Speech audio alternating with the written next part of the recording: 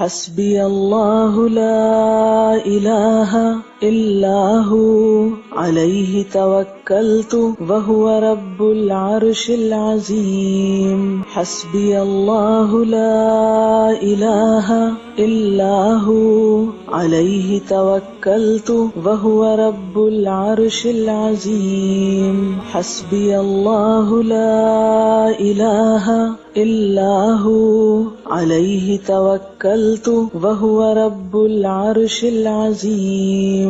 حسبی اللہ لا الہ الا ہو علیہ توکلت وہو رب العرش العظیم. حسبی اللہ، کافی ہے مجھ کو اللہ، لا الہ الا ہو، نہیں کوئی الہ مگر وہی، علیہ توکلت، اس پر میں نے بھروسہ کیا، وہو رب العرش العظیم، اور وہ رب ہے عرش عظیم کا.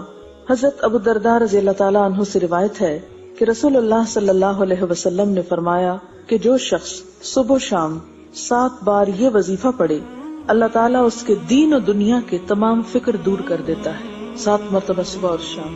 حسبی اللہ لا الہ الا ہو علیہ توکلت وہو رب العرش العظیم.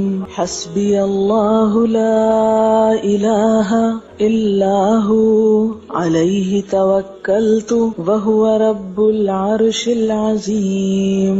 حسبی اللہ لا الہ الا ہو علیہ توکلت وہو رب العرش العظیم.